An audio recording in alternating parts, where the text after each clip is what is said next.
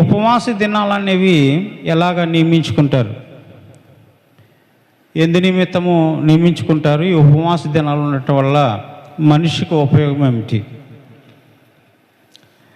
ఉపవాస దినము అనేది ఉదయాన్నే చీకటితోనిగా లేచి స్నానం చేసి అప్పుడు ఏదైనా కొంచెం తినాలంటే తినొచ్చు, లేదంటే కాస్త టీ తాగి మీ తృప్తి మేరకు అంతే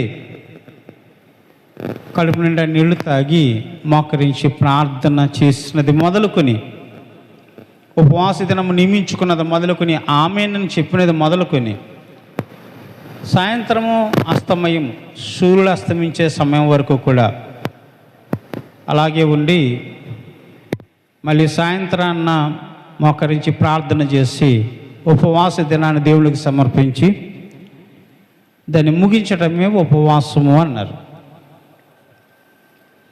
ఉపవాసం చేసేటప్పుడు మనుషులందరూ మరి కఠినమైన నియమంతో చేయాలి. అరకొర ఉపవాసాలు చేయకూడదు. నువ్వు ఉపవాసం ఉండినప్పుడల్లా వేషధారి వలె ఉండకు అన్నాడు.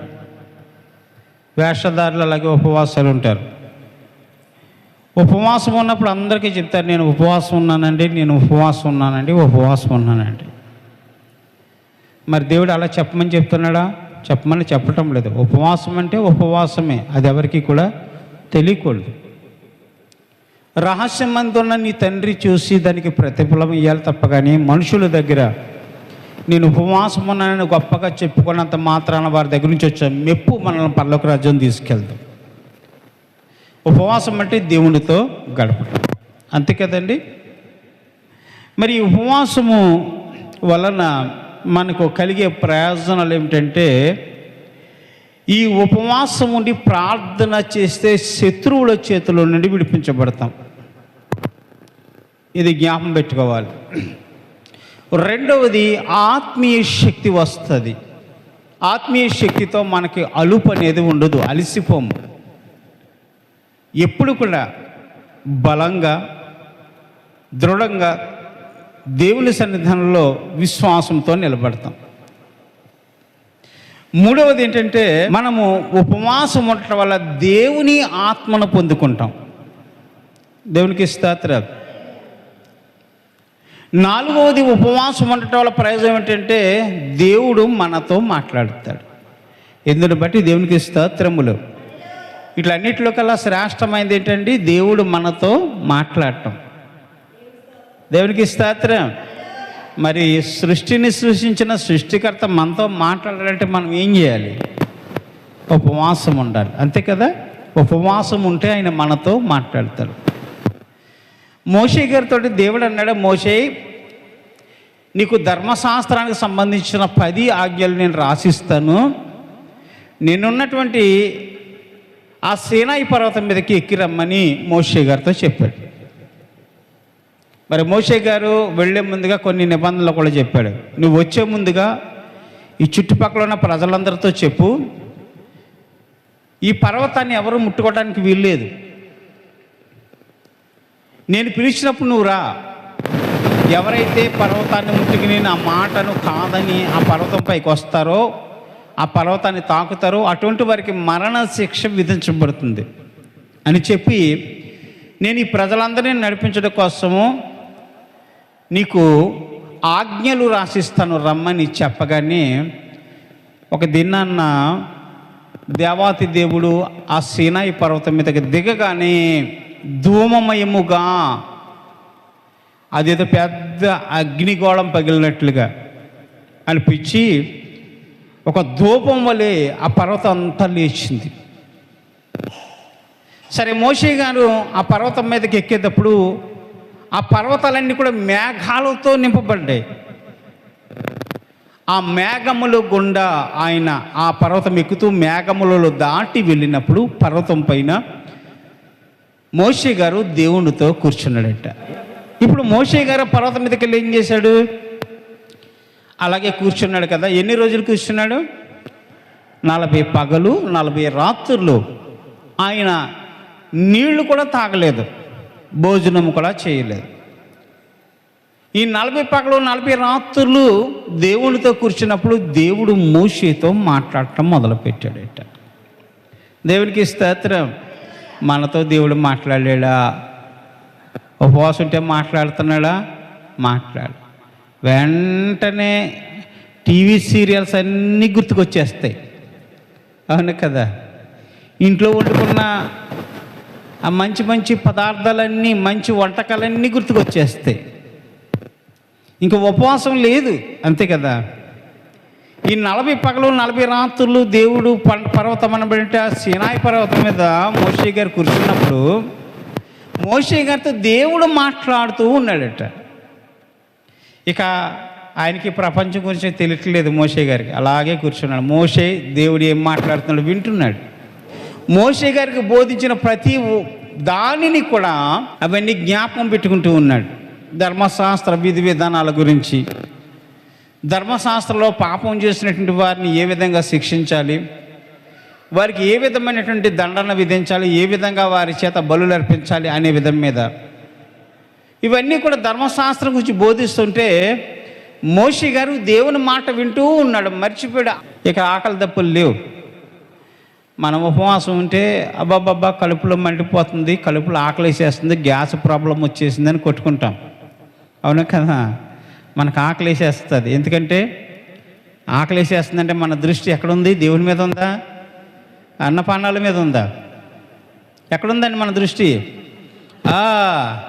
అన్నపానాల మీద ఉంది, దేవుని మీద మన దృష్టి లేదు. అంతేనా? మనం సినిమాకి వెళ్తామండి, మన దృష్టి దేని మీద ఉంటుంది?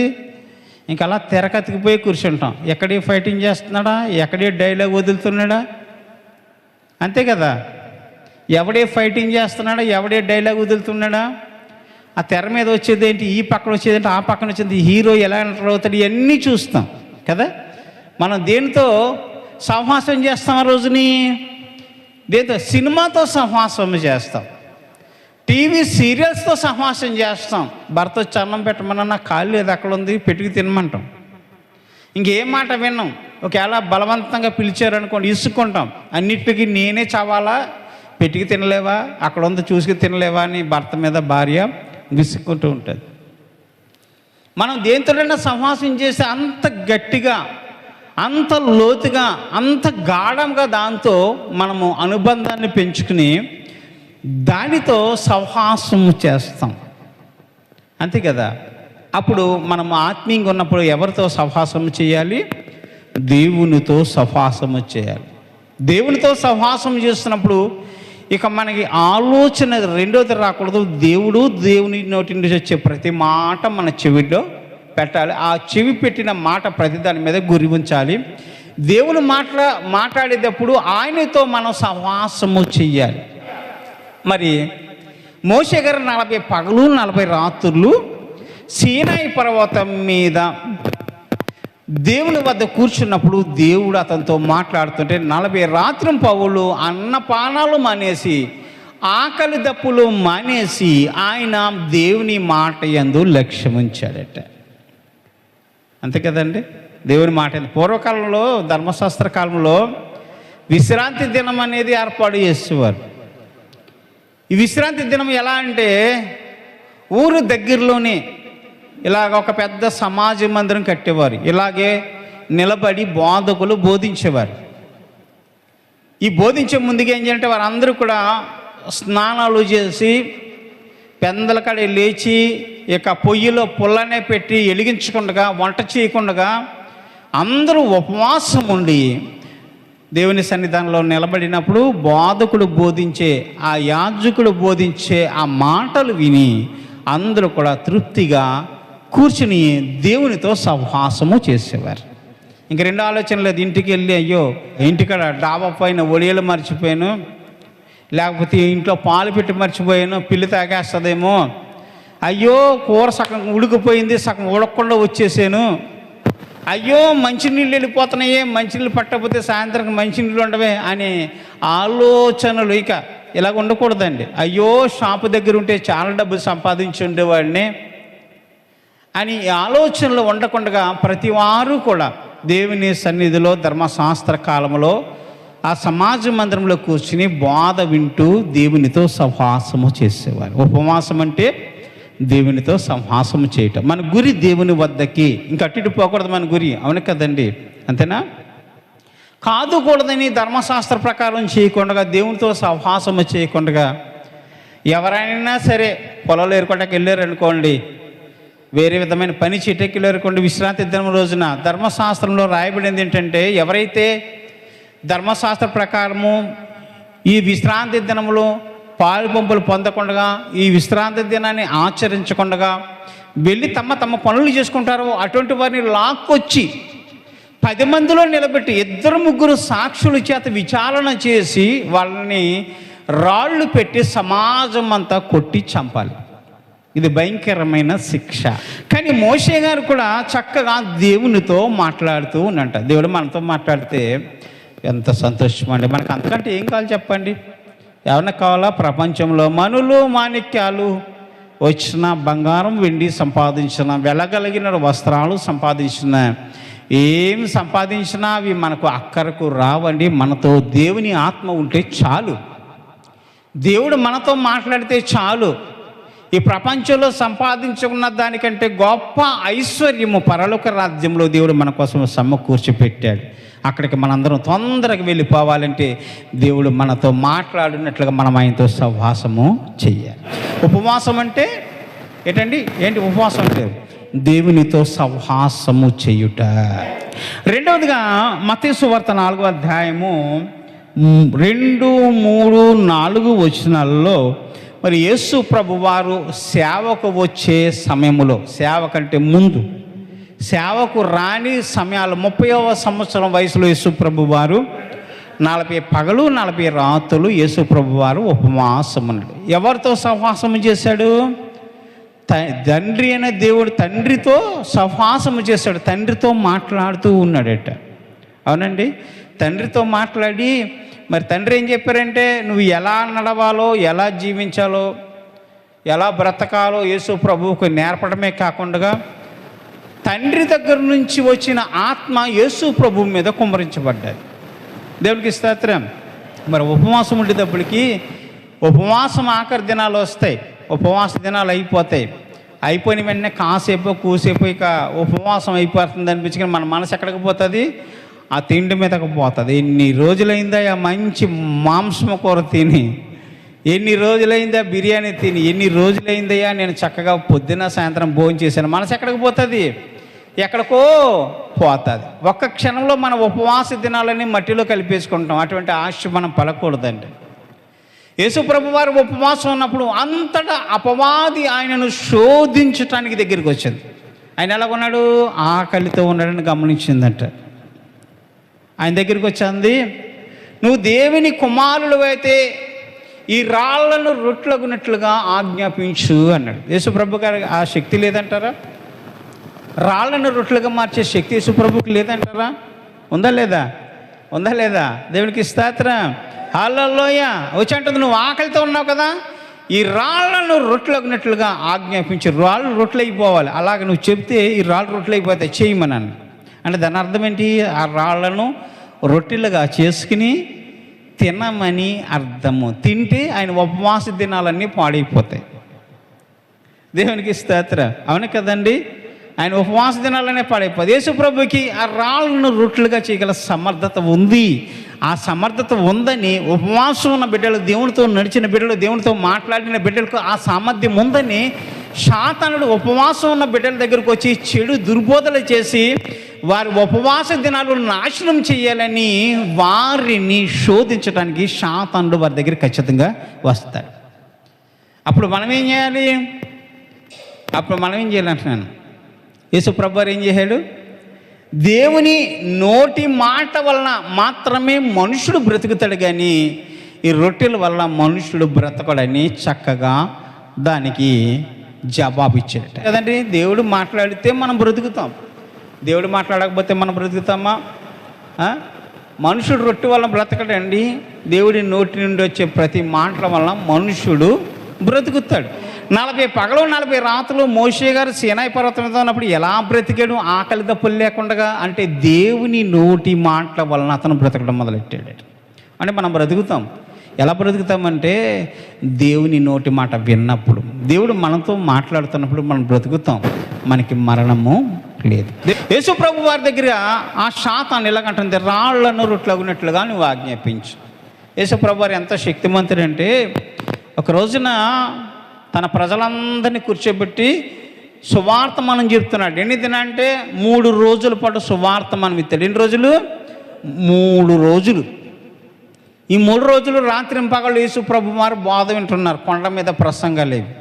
ఆ కొండ మీద ప్రసంగాలు చెప్తుంటే 3 రోజులు రాత్రింపగళ్ళు యేసు ప్రభు వారు మాట వింటూ అలాగే ఉండిపోయారు. ఆకలి దప్పులు లేకుండా, వారికి ఆకలి వేయలే, దప్పిక లేదు, అలాగే కూర్చుని వింటున్నారు. యేసు ప్రభు వారి బోధ చాలా బాగుంది, ఈయన బోధ ద్వారా నా ఆత్మ తెరవబడుతుందని కొంతమంది, నేను మార్చబడుతుందని కొంతమంది కన్నీరు పెట్టుకుంటున్నారు, కొంతమంది ఏడుస్తున్నారు, కొంతమంది దేవుని దగ్గర బ్రతిమాలుతున్నారు, గోచాడుతున్నారు. అటువంటి సందర్భాల్లో యేసు ప్రభు వారి శిష్యులను పిలిచి జ్ఞాపకం చేసుకోడు. నేటికి 3 దినాలైంది వీరందరూ భోజనం చేసి వీరికి చక్కగా రొట్టెలు పట్టుకొచ్చి వడ్డించండి అని అంటే వాళ్ళందరూ అన్నారు, ప్రభు ఎంతమందికి భోజనం పెట్టాలంటే మా దగ్గర ఎక్కడే ప్రభు డబ్బులు, ఎంతమందికి ఎన్ని రొట్టెలను పట్టుకొచ్చి ప్రభు ఎంత ఖర్చు అవుతుందో తెలుసా నీకు అని అడిగారు. దేవునికి స్తోత్రం. మనం ఏం చేస్తాం, ఎవరికైనా పెట్టంటే ఖర్చు గురించి ఆలోచిస్తాం, అంతేనా? ఖర్చు గురించి ఆలోచిస్తాం. దేవుడి దగ్గర మనం అలాగ ఆలోచించకూడదు. ఎంత ఉన్నా సరే పట్టుకొచ్చి పెట్టడానికి ఇష్టపడాలి. అంటే యేసు ప్రభు మీ దగ్గర ఎన్ని రొట్టెలు ఎన్ని చేపలు ఉన్నాయంటే, కొన్ని చిన్న చేపలు 5 రొట్టెలు ఉన్నాయి. వాటిని ఆకాశము తట్టు ఆ గంపనెత్తి దేవునికి ప్రార్థన చేశాడు. నాయన మరి ఎంతమంది ప్రజలు 3 దినాల నుంచి ఆఖరి దప్పులతో ఉన్నారు, వీరు అన్నం తినడానికి అన్నం లేదు నాయన, దయచేసి ఈ రొట్టెలను ఆశీర్వదించమని తండ్రి తట్టు ఆ గంపనెత్తి చేపలు అలాగే ఆ రొట్టెలు చూపించినప్పుడు ఆ గంప నిండా పరలోక రాజ్యం నుంచి వచ్చిన ఆ రొట్టెలు నింపబడ్డాయి, చేపలు నింపబడ్డాయి. అక్కడ ఉన్న వారందరితో శిష్యులతో చెప్పమని శిష్యులను పిలిచేవారు. అక్కడ ఉన్న వారందరితో చెప్పండి, మీరందరూ వెళ్ళి పచ్చిక గల చోట్ల వారందరినీ పంక్తులుగా కూర్చున్నామనండి అని చెప్పి అందరూ కూర్చున్న తర్వాత 4,000 మంది పురుషులు, స్త్రీలు పిల్లలు కాకుండా 4,000 మంది పురుషులు భోజనం చేశారంట. అంటే మరి స్త్రీలు ఎంతమంది ఉన్నారు, పిల్లలు ఎంతమంది ఉన్నారు చెప్పుకుంటే లేకపోతే 10,000 మంది దగ్గర ఆ రోజున భోజనం చేసి మరి ఎన్ని గంపలు ఎత్తారండి? ఎన్ని గంపలు ఎత్తారు? 12 గంపల రొట్టెలు.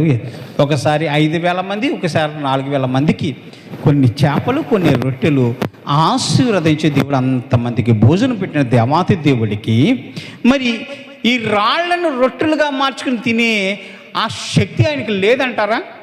ఉంది కదండి. మన శక్తి ఏంటో ముందు సాతానుడికి ముందే తెలుసు. మన వీక్నెస్ పాయింట్ ఏంటో తెలుసు. వీక్నెస్ పాయింట్ ఏంటి? మనం దేవుని దగ్గర ప్రార్థన చేస్తాం, ప్రార్థన చేస్తే అధిక శక్తిని పొందుకుంటాం. శత్రువు ఏం చేస్తాడు? మొట్టమొదటిగా మన శక్తిని కొలగొట్టడానికి చూస్తాడు. మన శక్తివంతులుగా ఉన్నప్పుడు మన శక్తిహీనులు చేయటానికి చూస్తాడు. అలాగే మన శక్తి ఎక్కడుందో ఆ శక్తి పైన దాడి చేస్తాడు. యేసు ప్రభు శక్తి ఏంటి?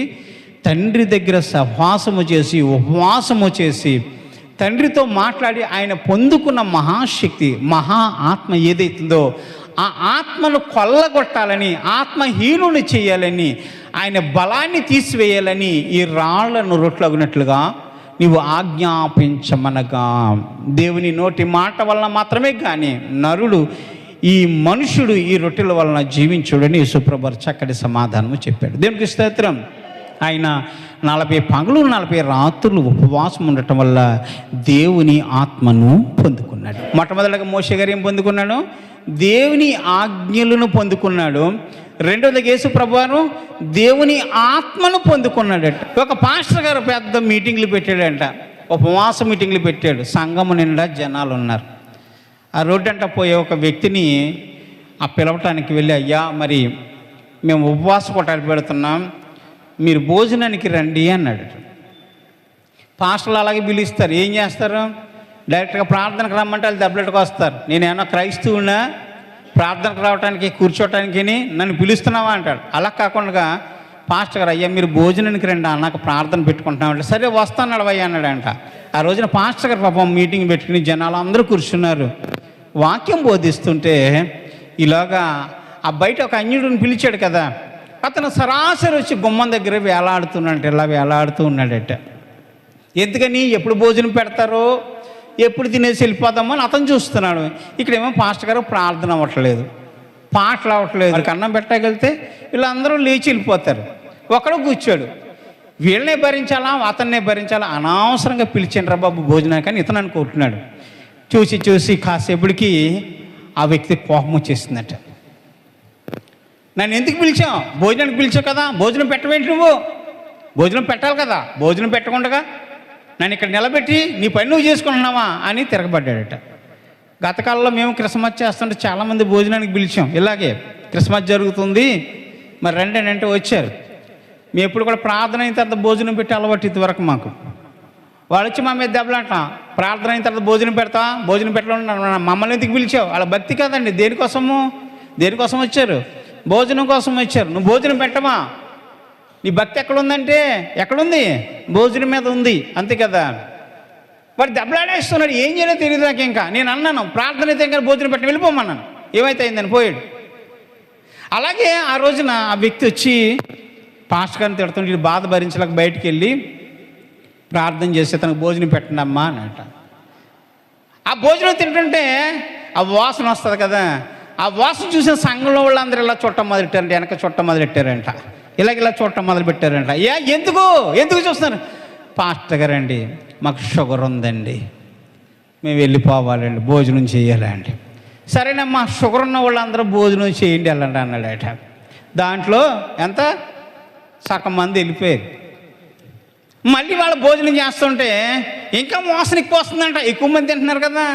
ఆ పాత్రలు తీసాడు, బిర్యానీ వాసన కొడుతుందేమో, మాంసం కూర వాసన కొడుతుందేమో. ఇవన్నీ చూసి చాలామంది చూసారు. మళ్ళీ వెనక చూడడం మొదలెట్టారట. ఏమ్మా ఏమైంది? ఏమి లేదని పాస్టర్ గారు మాకు బీపీ ఉందండి. బీపీ ఉందా? అయితే మీరు కూడా వెళ్ళిపోండి అమ్మా. బీపీ వాళ్ళు అందరూ బయటకు పోయారు, షుగర్ వాళ్ళు అందరూ బయటకు పోయారు, బీపీ వాళ్ళు అందరూ కూడా బయటకు పోయారు. ఇంక మిగిలిన వాళ్ళు ఎవరు? కొద్ది మంది మాత్రం ఉన్నారు. వాళ్ళందరూ భోజనం చేస్తుంటే ఈ పాస్టర్కి బుద్ధి జ్ఞానం లేదయ్యా, అందరినీ పంపించి మళ్ళీ మాత్రమే కూర్చోబెట్టి కొట్టడాడు కట్టినట్టు. ఇదేంటయ్యా, ఎందుకు పిలిచాడు మనల్ని? సంఘం నడిపించడానికి పిలిచాడా, లేకపోతే ఇలాగా ఇష్టం చేయడానికి పిలిచాడా అనేవాడికి, బాబు మీరందరూ భోజనం చేసేసి వచ్చి కూర్చోండి, అప్పుడు చెప్దాంలే వాక్యం అని అందరినీ కూడా బయటకు పంపించాడట. ఇక్కడ జరిగే ప్రార్థన ఏంటి? ఉపవాస ప్రార్థన. దేవునికి స్తోత్రం. ఉపవాసం అంటే ఏంటి? దేవునితో సహవాసము చేయటం, అన్నపానముల పైన దృష్టి ఉంచకపోవటం, ఆ రోజు దేవునితో సహవాసము చేయటం, అంతే కదండి. ఇక్కడ ప్రార్థన ఏమో ఉపవాస ప్రార్థన. ఉపవాసం ఉండకపోగా ఏమన్నారు? బీపీ అండి, షుగర్ అండి, నేను సమయానికి భోజనం చేయకపోతే ఉండలేనండి. అవునండి, ఈ పాస్టర్ గారు పాపం ఎంతో కొంత మారుతారు ఉపవాసం ఉంటేని అని. వీళ్ళు ఉపవాసం ఉండకపోయినా పాస్టర్ గారు ఉపవాసం ఉండి తెల్లవారుజాము లేచి దేవుని బ్రతమాలుకుని ₹1000 ఖర్చు పెట్టి భోజన పదార్థాలన్నీ తయారు చేసి ప్రార్థన అయిన తర్వాత భోజనం చేద్దాంలే, అందరికీ భోజనం పెడదామని ఆయన అనుకుంటే, దానికంటే ముందు ఉపవాసం కదండి, సహవాసం. దేంతో? భోజనంతో సహవాసం చేయటం మొదలుపెట్టారట. ఏమంటే అలా చేయొచ్చా? మనం అలా చేయకూడదండి. ఉపవాసం అంటే ఉపవాసమే. ఎలా ఉండాలి ఉపవాసము? దేవునితో సహవాసము చేసేటప్పుడు. ఇక రెండోది ఏది కూడా గుర్తుకు రాకూడదు. అవునే కదండి. అలా చేస్తే మనకు ఉపవాసం బాగుపడుతుంది. ఉపవాసం ఉంటుందా? ఉపవాసం చెడిపోతుందండి. ఉపవాసము చెడిపోకూడదు. కొంతమంది ఏమంటారు ఉపవాసం చేసేటప్పుడు, ఇదిగో కానీ నీళ్లు తాగొచ్చు పర్వాలేదు అంటారు. కానీ నీళ్లు తాగొచ్చు. ఉపవాసము దేనికండి? ఇక పర్వాలేదు, అప్పుడప్పుడు కానీ పాలు తాగండి పర్వాలేదు, పాలు తాగి ఉపవాసం చేయొచ్చు. అసలు ఆ రోజున మనం ఆహార పదార్థాలతో సంబంధం పెట్టుకోకూడదు. మనం సంబంధం పెట్టుకోవాల్సిందల్లా దేవునితో, దేవుని యొక్క బాధతో, దేవుని చెప్పే మాటతో మనం సంబంధం పెట్టుకోవాలి. దేవునితో గడిపేటంటే వారు అన్నపానములతో గడుపుతామా? దేవునితో మాట్లాడేటంటే వారు అన్నపానాలపైన మనస్సును ఉంచుతామా? దేనిపైన మనసు ఉంచాలి? దేవునిపైనే కదా. ఉపవాసం అంటే ఇక దేవునితో గడిపేటప్పుడు మాకు దేనికి కూడా ఆలోచన కూడా రాకూడదు. ఉపవాస దినములనగా దేవునితో సంవాసం చేసి ఆయనతో గడుపుట. కొంతమంది మధ్యలో ఏం చేస్తారండి? మధ్యలో బయటికి వెళ్ళి టీ తాగి వచ్చేస్తారు. ఉపవాసం అండి, నేను ఉపవాసం ఉన్నాను అంటారు. ఎవరితో ఉపవాసం ఉన్నావు? దేవునితోట, తిని తాగుడుతోట, దేనితో ఉపవాసము? మనం ఆలోచించాలి. ఉపవాసం అంటే దేవునితో మన సంవాసము చేసే పెట్టుకుని ఉపవాసం ఉండటం వల్ల, దేవుడు మాట్లాడటం వల్ల, మనము దేవుని మాట వినుట వల్ల మన జీవితము బాగుపడుతుంది. దేవుడు మాట్లాడటం వల్ల మనకు ఆజ్ఞానుసారం జీవించే కృపను దొరుకుతుంది. దేవుడు మాట్లాడటం వల్ల మన ఆత్మను పొందాలి. ఉపవాసం అంటే అదేనండి. ఉపవాసం అంటే దేవునితో గడపటమే, బయట వాటితో కాదండి. బయట వాటితో సంబంధాలు ఉండకూడదు. ఆ రోజున దేవునికి సమర్పించుకోవటమే, దేవుడి వెనకాల నడవటమే. దేవునికి స్తోత్రం. ఉపవాసం చాలామంది అలా చేస్తారు. ఉపవాసం అలా చేయకూడదండి. పెదాల పైన కన్నా నీటి చుక్కైనా సరే రాకుండా చాలా జాగ్రత్త పడాలి. గత కాలంలో ఉపవాసం ఉండేటప్పుడు నేను మొహం కడుక్కుంటే కొన్నిసార్లు పెదాల పైన నీటి చుక్కలు పడేవి.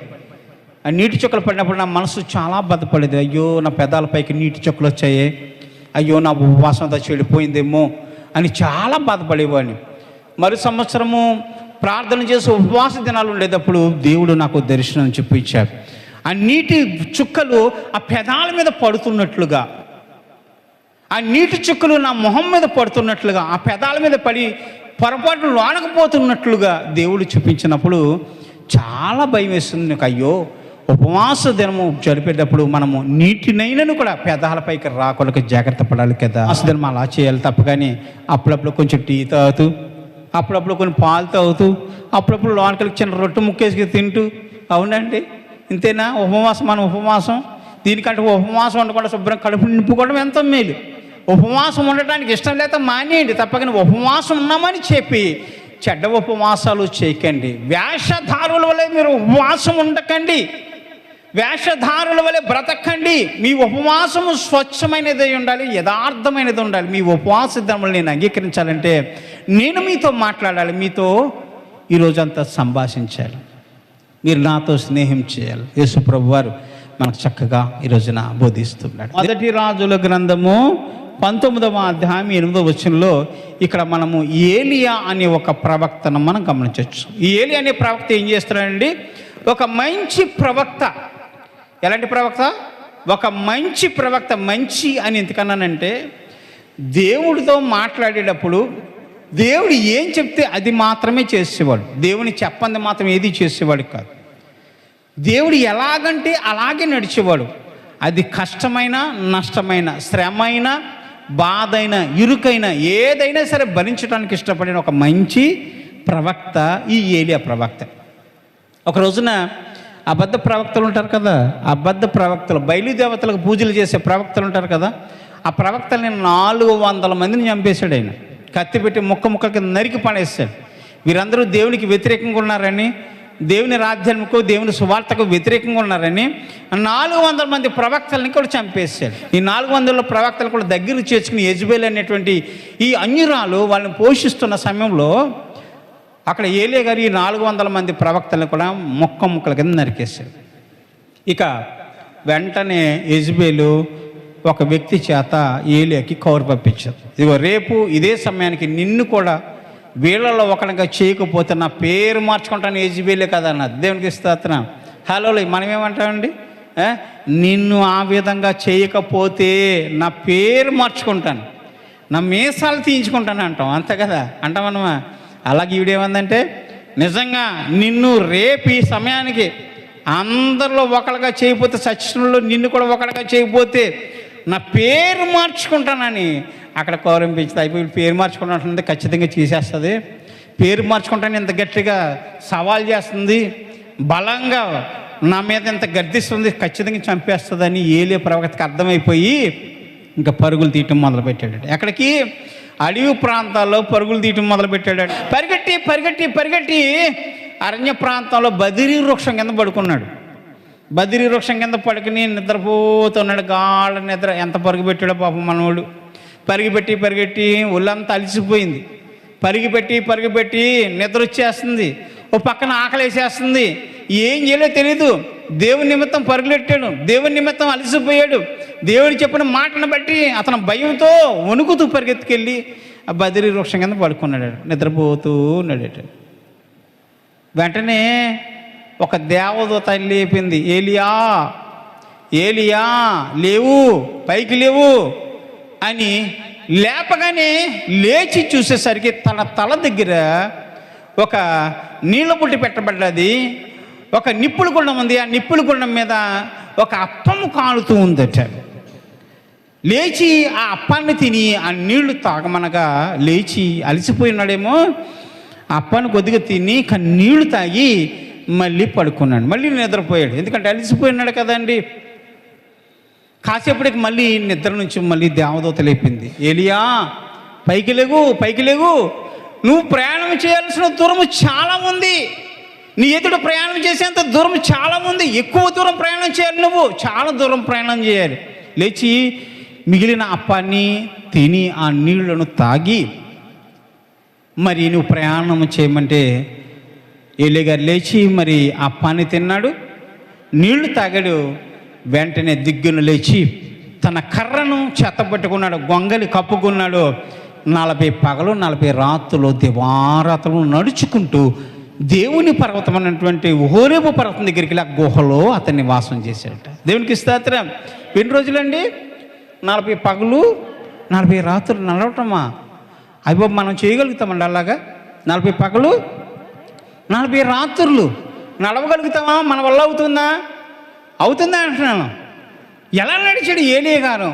40 పగలు 40 రాత్రులు చిన్న రొట్టె ముక్క తిని కొద్దిపాటి నీళ్లు తాగి 40 పగలు 40 రాత్రులు అరణ్య ప్రాంతాల్లో, ఎడారులలో, రాళ్ళల్లోంచి, కొండల్లోంచి, కోనల్లోంచి, చెట్లలోంచి, విషసర్పాల మధ్య నడుచుకుంటూ వెళ్ళి ఆ హోరేబు పర్వతం అనేటువంటి ఆ పర్వతం దగ్గర ఉన్న గుహలో ఉంటాడా?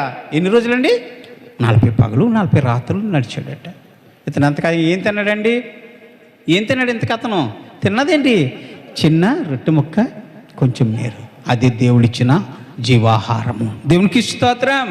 అవునండి, మన జీవితాల్లో అలసిపోయినప్పుడు, వేదన చెందుతున్నప్పుడు, బాధపడుతున్నప్పుడు, చావుకు దగ్గరికి వెళ్ళిపోయినప్పుడు దేవుడిచ్చే జీవాహారము మనం ఎంత దూరమైనా నడిపిస్తుంది, ఒలుపు లేకుండా, అలుపు లేకుండా. దేవునికి స్తోత్రం. దేవుడి జీవాహారం మనతో ఉండాలి. దేవుని జీవం కలిగిన ఆహారం మనతో ఉంటే ఎంత దూరమైనా సరే నడవచ్చు. మన జీవితంలో ఎప్పుడు కూడా అలసట అనేది రాదండి. ఇంకా శ్రమలా అనిపించవు, బాధలు అనిపించవు, ఇబ్బందులుగా అనిపించవండి. ఏది మన దగ్గరికి వచ్చినప్పటికీ కూడా వాటిని గడ్డి పురక వలె తీసి అవతల పడేస్తాం. ఎందుకంటే దేవుని జీవాహారం మనతో ఉంది. ఏలియా గారు తిన్నది జీవాహారం కొద్దిగానే, ఎంత రొట్టె ముక్క, ఇన్ని నీళ్లు తాగి 40 పగలు 40 రాత్రులు నడిచాడట. ఎన్ని రోజులు? 40 పగలు 40 రాత్రి. ఈ 40 పగలు 40 రాత్రులు ఏమన్నా తిన్నాడా? ఏమన్నా తాగాడా? ఏమన్నా తిన్నట్టుగా కానీ తాగినట్లుగా కానీ బైబిల్ ఎక్కడా లేదు. సుదీర్ఘంగా నడిచాడు, అలిసిపోకుండా నడిచాడు, శక్తితో నడిచాడు, బలంతో నడిచాడు. ఈ 40 పగలు 40 రాత్రులు కూడా ఆ శక్తిహీనుడు అయిపోతున్నటువంటి ఏలియా గారిని దేవుడు ఎత్తుపట్టుకుని ఆయనతో పాటు సహవాసం చేసి హోరేబు దాకా నడిపించాడంటే. దేవుడిని అడగకపోతే అతనితో నడుస్తాడండి? ఒక మనిషి వల్ల అవుతుందా? దేవుడు అతనితో సహవాసము చేశాడు. 40 పగలు 40 రాత్రులు ఆయన దారిలోనే, నడకలోనే, ప్రయాణంలోనే దేవునితో సహవాసము చేసి ఉపవాసం ఉన్నాడట. దేవునికి స్తోత్రం. హల్లెలూయా. అటువంటి ఉపవాసం మనకు కావాలి కానండి ఏదో కొద్ది గొప్ప తినేసి తాగేసి కూర్చుని నేను ఉపవాసం ఉన్నంటే నడుస్తుందండి? కొంతమంది పొద్దున్న లేచి ఉపవాసం ఉంటామంటారు. ఉపవాసం ఉండు, సంతోషమే. ఎలా ఉంటావు ఉపవాసం? పొద్దున్న లేచిన వెంటనే ఏం చేస్తాం? చీపురు పెట్టేస్తాం, ఉల్లంతా తుడిచేస్తాం, ఇది తుడిచేస్తాం, కొండలు కడిగేస్తాం, మండలు కడిగేస్తాం, తర్వాత అన్నం వండేస్తాం. అన్నీ వండిన తర్వాత అప్పుడు స్నానం చేస్తాం. 11 గంటలకి 10 గంటలకి స్నానం చేస్తాం. అప్పుడు ఉపవాసం అండి? ఉపవాసం ఎలాగ ఉండాలి? తెల్లవారుజామునే లేవాలి.